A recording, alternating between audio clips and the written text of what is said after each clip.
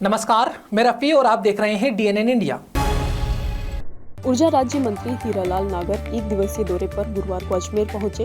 नागर शहर भाजपा की आयोजित बैठक में शामिल हुए।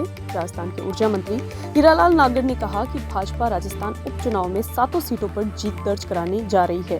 मुख्यमंत्री भजनलाल शर्मा ने अपने अंतरिम बजट जारी करने के साथ ही राज्य की जनता का विश्वास जीत लिया था। नागर ने कहा कि कांग्रेस वर्तमान में राजस्थान में भाजपा के मुकाबले कहीं नहीं है।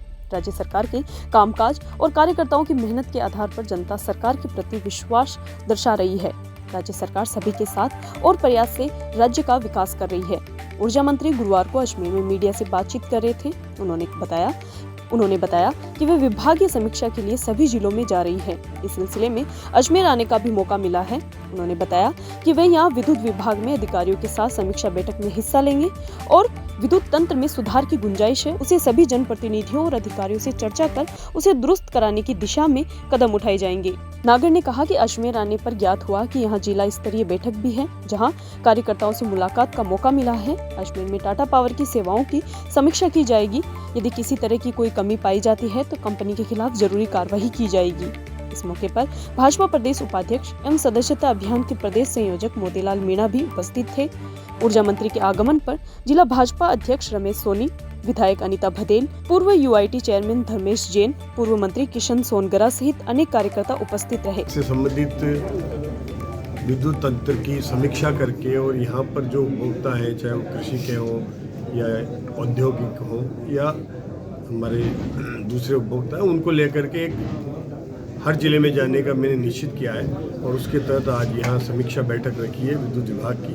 उसमें आने का अवसर मिला है और इस बीच में आज हमारे जिले की बैठक भी थी भारतीय जनता पार्टी की, तो जिलाध्यक्ष का आग्रह था, तो यहाँ भी मुझे जिला बैठक में आने का भी अवसर मिला है। और जिले में हमारा जो संगठन पर्व चल रहा है, संगठन की सदस्यता का अभियान चला है, उसमें अजमेर जिले ने अच्छा प्रदर्शन किया है और यहाँ के संगठन ने जो सदस्यता बनाए हैं, अब हमारा आगे सक्रिय सदस्य बनाने का जो क्रम चल रहा है उसकी भी अब तैयारी है और उसमें सदस्य बन रहे हैं। इसको लेकर के और अजमेर जिला अच्छा काम करे, संगठन पर्व में हम आगे बढ़ रहे हैं और संगठन ही भारतीय जनता पार्टी की मूल पूंजी है। इसको लेकर के हम निरंतर प्रयासरत रहते हैं कि कैसे हम संगठन को निरंतर मजबूत रखें।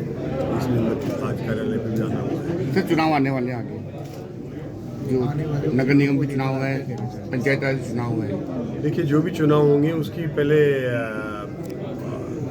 अलग अलग समय पर चुनाव जो है और जो पूर्व सरकार ने जिस तरह से इस चुनाव को पूरे 5 साल कर दिया था, अब भारतीय जनता पार्टी की सरकार ने ये तय किया है कि पहले पुनर्सीमांकन होगा, चाहे वो नगर पालिका का हो, नगर निगम का हो या फिर पंचायतों का हो। संगठन पर्व का कार्य चल रहा है और संगठन पर्व से मतलब है कि पूरे देश भर के अंदर पार्टी के प्रत्येक बूथ का नए सिरे से लोकतांत्रिक तरीके से गठन हो, बूथ की समिति बने।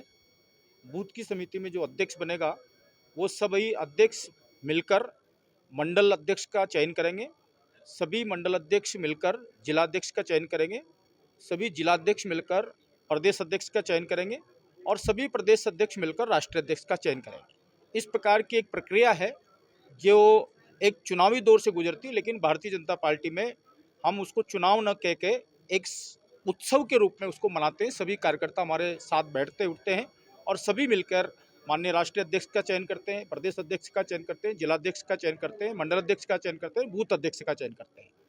उससे पूर्व पार्टी की सदस्यता हो और पार्टी के प्राथमिक सदस्य अधिक से अधिक बने और जो कार्यकर्ता कम से कम अपने स्वयं के प्रयास से 50 मेंबर सदस्य बनाएगा, ऐसा कार्यकर्ता सक्रिय सदस्य बनेगा और वो सक्रिय सदस्य ही पार्टी में बूथ लेवल से लेकर राष्ट्रीय लेवल तक के पदाधिकारी बनेंगे। तो हमारे पार्टी के 3 चरण अभी चल रहे हैं। पहला चरण में हमारी प्राथमिक सदस्यता संपन्न हुई है, जिसमें अजमेर विधानसभा के अंदर 75,000 सदस्य हमारे अभी तक बन चुके हैं।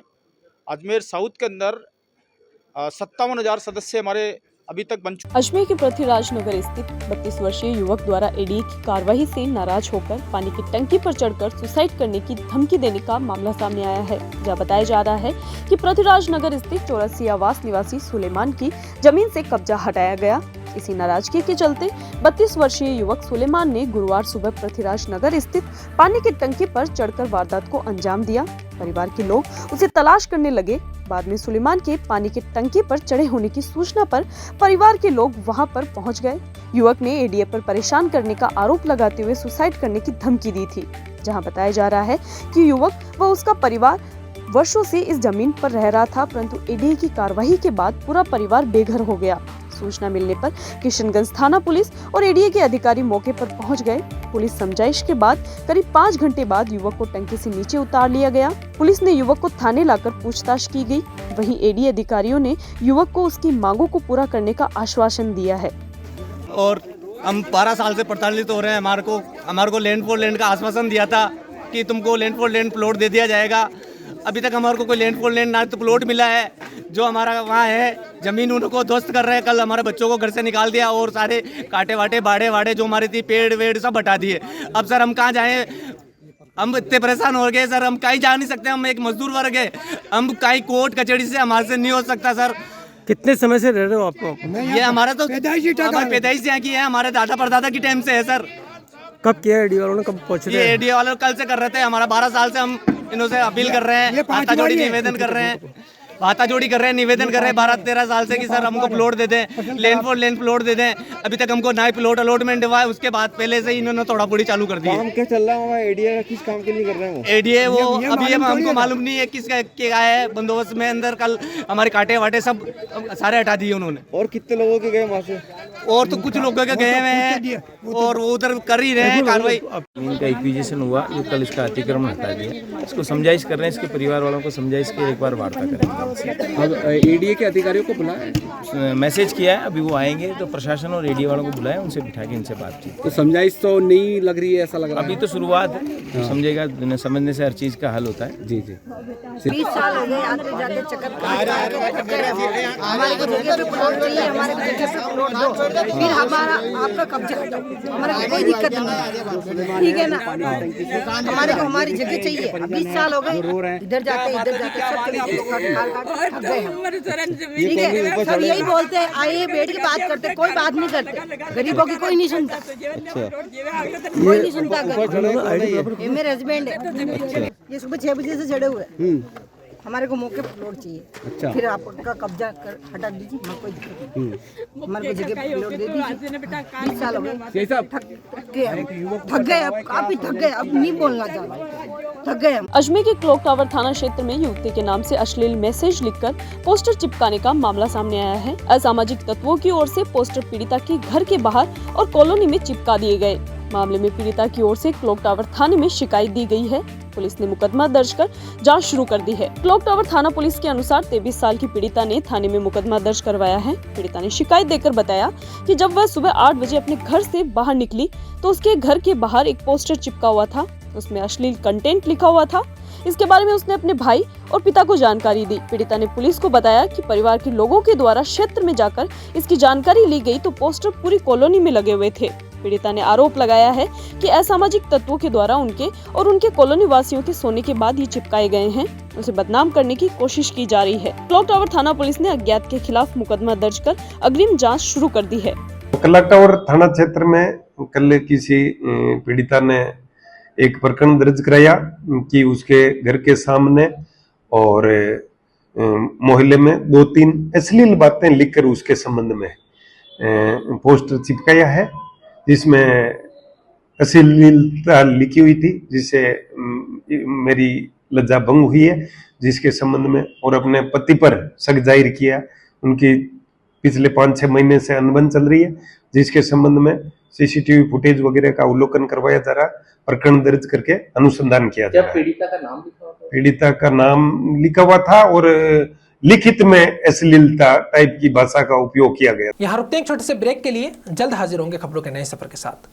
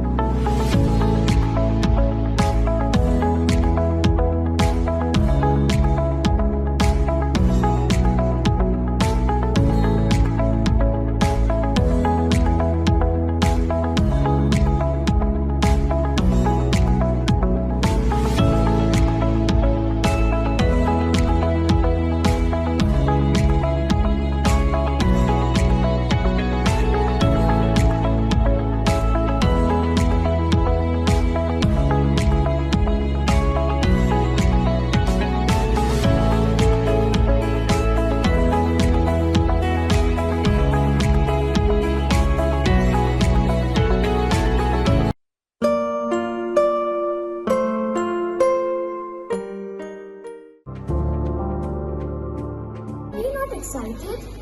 Holidays will be very boring for me.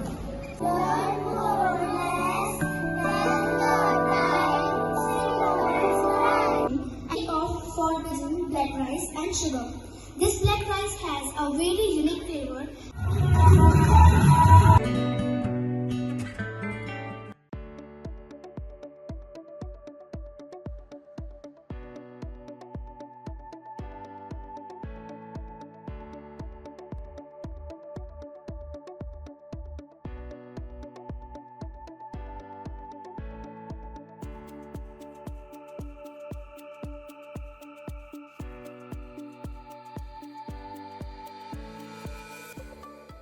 Rajasthan pensioner समाज जिला शाखा अजमेर की ओर से जिला कलेक्टर कार्यालय परिसर में कैंप का आयोजन किया गया, जिसके अंतर्गत पेंशनर्स को प्रमाण पत्र प्रस्तुत करने में आ रही कठिनाइयों को देखते हुए राजस्थान पेंशनर समाज जिला शाखा अजमेर की ओर से जीवित प्रमाण पत्रों की व्यवस्था करवाई जा रही है। राजस्थान सिविल सेवा नियम 1996 के अनुसार राज्य सरकार के पेंशनरों को प्रतिवर्ष नवंबर माह में जीवित प्रमाण पत्र प्रस्तुत करने के प्रावधान है। इसी के चलते कैंप का आयोजन किया गया। इस कैंप के अंतर्गत पेंशनर अपना जीवित प्रमाण पत्र राजपत्रित अधिकारी से प्रमाणित नहीं करा पा रहे हैं, उनके जीवित प्रमाण पत्रों को भी प्रमाणित कराने की व्यवस्थाएं की गई है। जीवित प्रमाण पत्र प्रस्तुत करने की अंतिम तिथि 30 नवंबर है। एक वर्ष राज्य सरकार के द्वारा पेंशनरों को जो पेंशन का भुगतान किया जाता है, नवंबर महीने में 1 नवंबर से 30 नवंबर के बीच में जीवित प्रमाण पत्र जो है उसकी मांग की जाती है।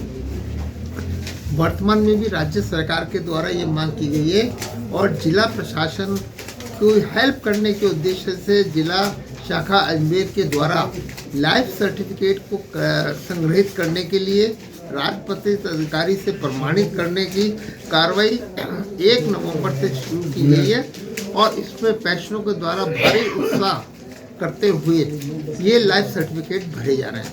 लेकिन अभी भी जो 11,000 पेंशनरों ने अभी तक जीवित प्रमाण पत्र प्रस्तुत किए हैं और शेष पेंशनर जो हैं 8,000 उन्होंने अभी तक अपने लाइफ सर्टिफिकेट प्रस्तुत नहीं किए हैं। ये लाइफ सर्टिफिकेट अगर प्रस्तुत नहीं किए जाएंगे तो राज्य सरकार के द्वारा उनको दी जाने वाली पेंशन में अवरोध उत्पन्न हो जाएगा। जिला शाखा ने समाचार पत्रों के माध्यम से, दूरदर्शन के माध्यम से सभी पेंशनरों से मांग की है कि वो राज्य सरकार के द्वारा चाही गई इस सूचना को पूर्ण रूप से भरें। उनके सहयोग के लिए राजपत्रित अधिकारी को जिला शाखा में बुला करके संग्रहित लाइफ सर्टिफिकेट को भरवा करके प्रशासन को प्रस्तुत किया जाता है। तो हम आपके माध्यम से ये मांग करें कि जिन पेंशनरों ने, जिसमें कि लाइफ पेंशनर भी शामिल हैं, वो यहाँ आए और जिन्होंने अभी तक फॉर्म नहीं भरे हैं वो इन फॉर्मों के अंदर भर करके अपनी पेंशन को नियमित रूप से। अजमेर के वैशाली नगर स्थित पार्श्वनाथ कॉलोनी में चौरसिया स्पोर्ट्स फाउंडेशन की ओर से प्रतिभावन वरिष्ठ नागरिक समाज के मेधावी छात्र छात्राओं का सम्मान एवं निःशुल्क पौधा वितरण समारोह का आयोजन किया गया, जिसके अंतर्गत चौरसिया स्पोर्ट्स फाउंडेशन के अध्यक्ष ने बताया कि दिल्ली में जो स्थिति प्रदूषण के कारण उत्पन्न हुई है, ऐसी स्थिति से निजात पाने के लिए समाज के सभी लोगों को ज्यादा से ज्यादा पौधारोपण करना चाहिए ताकि ऑक्सीजन की मात्रा बढ़े और वातावरण शुद्ध रहे। वहीं दूसरी ओर बताया कि प्रकृति व वातावरण की शुद्धता के लिए सेवाएं देते हुए उन्हें तकरीबन 15 साल हो गए हैं। इसी कार्यक्रम के माध्यम से वो लोगों को संदेश देना चाहते हैं कि सभी लोग पर्यावरण को शुद्ध रखें और अपने जन्मदिन पर एक पौधा जरूर लगाएं। वहीं बताया कि प्रकृति को बचाना है, इस संकल्प के साथ निःशुल्क पौधा वितरण का कार्यक्रम आयोजित किया गया है। स्पोर्ट्स फाउंडेशन के संस्थापक अशोक चौरसिया जी ने ये आज पार्श्वनाथ कॉलोनी में अपने आयोजन रखा है। ये पौधा वितरण का ये बहुत ही अच्छा है कि आयोजन रखा है इन्होंने अपने जन्मदिन पर निःशुल्क वितरण कर रहे हैं ये पौधे का। ये खुद पौधे लगाते हैं, उनको अच्छे से मेहनत करते हैं और फिर निःशुल्क वितरण करते हैं। ये सबसे अच्छी बात है। ब्रह्म कुमारी से सभी पधारी हुई बहनें और माताएं और अतिथि यहाँ सभी ने उन्होंने अच्छे से स्वागत किया, अभिनंदन। और मैं एक बार चौरसिया जी को जन्मदिन की हार्दिक शुभकामनाएं देती हूँ। इनका दीर्घायु रहे और स्वस्थ रहे, मस्त रहे और हंसते रहे, हंसाते रहे और ऐसे ही प्रकृति को ध्यान में रखते हुए ये पौधा वितरण करते हैं। बहुत ही अच्छा सुंदर आयोजन है। चौरसिया स्पोर्ट्स फाउंडेशन का अध्यक्ष हूँ और निःशुल्क पौधे वितरण कर रहे हैं हम पर्यावरण को सुरक्षित रखने के लिए क्योंकि दिल्ली के अंदर जो है बहुत प्रदूषण फैल रहा है, लोग मास्क लगा रहे हैं, वर्षा कर रहे हैं उनके लिए, प्रकृति के लिए, तो इसलिए जो है यहाँ ज़्यादा से ज़्यादा लोग पेड़ पौधे लगाएं। आज विशेष यहाँ पर चौरसिया स्पोर्ट्स फाउंडेशन की ओर से एक बहुत सुंदर कार्यक्रम रखा गया है। प्रकृति को आज इसकी आवश्यकता है और हमें प्रकृति को बचाना है, इस संकल्प को लेकर के। और आज आप एक एक पौधा वितरित कर रहे हैं। अगर हम एक पौधा भी लगाते हैं और उसकी पालना करते हैं तो प्रकृति हमें बहुत कुछ देती है। और आज विशेष अशोक जी का जन्मदिन भी है, तो एक संदेश चारों ओर जा रहा है कि कम से कम अपने जन्मदिन पर एक पौधा हम अवश्य लगाएं। मैं अशोक जी को बहुत बहुत धन्यवाद देना चाहती हूँ। ऐसे कार्यक्रम जो आयोजित किए जाते हैं जिससे हमारे मन के अंदर एक प्रेरणा और एक विश्वास आ जाता है कि हम भी इस नसीराबाद स्थित श्री युवक पठनालय समिति द्वारा पठनालय परिसर में नसीराबाद का 206वां स्थापना दिवस काव्य गोष्ठी आयोजित कर मनाया गया। कार्यक्रम के मुख्य अतिथि नसीराबाद उपखंड अधिकारी देवीलाल यादव तथा विशिष्ट अतिथि के रूप में नसीराबाद पुलिस उप अधीक्षक जनरल सिंह तथा नसीराबाद नगर पालिका अध्यक्ष अनिता मित्तल उपस्थित रहे। कार्यक्रम की अध्यक्षता समिति अध्यक्ष प्रवीण चंद गदनिया ने की। समिति के महामंत्री राजेंद्र राठी ने कार्यक्रम का संयोजन किया। कार्यक्रम की शुरुआत मां सरस्वती के चित्र के समक्ष अतिथियों द्वारा दीप प्रज्वलन कर की गई। कार्यक्रम के दौरान नसीराबाद के विभिन्न कवियों ने अपने हास्य रस की कविताओं से नसीराबाद के इतिहास पर प्रकाश डालते हुए यहाँ की भौगोलिक वातावरण को बखूबी बताया। कार्यक्रम के दौरान नसीराबाद की समाज सेवी संस्थाएं, भारत विकास परिषद, रोटरी क्लब सहित कवियों का समिति द्वारा सम्मान किया गया। साथ ही नसीराबाद के प्रिंट एवं इलेक्ट्रॉनिक मीडिया के प्रतिनिधियों को भी उनके सहयोग के लिए माला पहनाकर तथा स्मृति चिन्ह प्रदान करके सम्मानित किया गया। कार्यक्रम के दौरान स्थानीय कवि मुरारीलाल दादिश, सर्वेश्वर गार्गिया, बेकस अजमेरी, रोशन परिहार, रामावतार यादव, कवियत्री वीणा गर्ग, सरोज बिस्सा सहित अन्य कवियों ने काव्य पाठ करते हुए नसीराबाद के इतिहास का वर्णन किया। नसीराबाद के 206वें स्थापना दिवस के इस कार्यक्रम में हमारे बीच में मौजूद नगर पालिका चेयरमैन अनिता मित्तल जी, डिप्टी साहब गालिया जी सोयल, मंच पे मौजूद सम्मानित मंच, हमारे बीच में शहर के गणमान्य व्यक्ति, मीडिया साथियों, सबसे पहले तो मैं नसीराबाद का जो सौरभ ट्रेडिंग कंपनी सर्वेश जी ने ये बना के दिया है, आपको इसकी हिस्ट्री बता देता हूँ। 20 नवंबर 1818 को अंग्रेज अफसर जनरल सर डेविड ऑक्टरलोनी ने यह शहर बसाया था। नसीराबाद नाम इस आधार पे पड़ा कि शाह आलम ने उन अफसर को नसीरुद्दौला की उपाधि दी थी। उसी आधार पे इस शहर का नामकरण नसीराबाद हुआ। अंग्रेज ब्रिगेडियर नॉक्स ने इस नगर में छावनी की स्थापना करी थी। चूंकि यहाँ पे छावनी बनी, अंग्रेज अफसर आए तो ईसाई प्रचारक बुलाए गए, गिरजाघर, मिशन स्कूल, ये सब स्थापित हुए। मिशन कंपाउंड उसी का एक उदाहरण है। राजस्थान सरकार से मैं निवेदन करता हूँ इस लाइब्रेरी के लिए कुछ भी बैठ आप करें। इसका लाइब्रेरी आपके साथ में है या बच्चे लोग पढ़ते हैं, आप उसी का निरीक्षण करें और जितना आप सहयोग राशि दिलाएंगे उतनी ही ये वो चलेगी और चलती रहेगी। मैं आपसे वो ज़्यादा करके इस समय चैप्टर ये है जी, तो भाई ये चीज़ है। यहाँ पर एक से एक सेवा काम हो रहा है। उद्यालय भी चल रहे हैं, बांध भी बना रहे हैं, जन सेवा समिति भी चल रही है, गौशाला भी चल रही है, लोगों की सेवा भी हो रही है। सब तरह के यहाँ सेवा वाले आदमी हैं, वो सब मिलकर के सब काम करते हैं।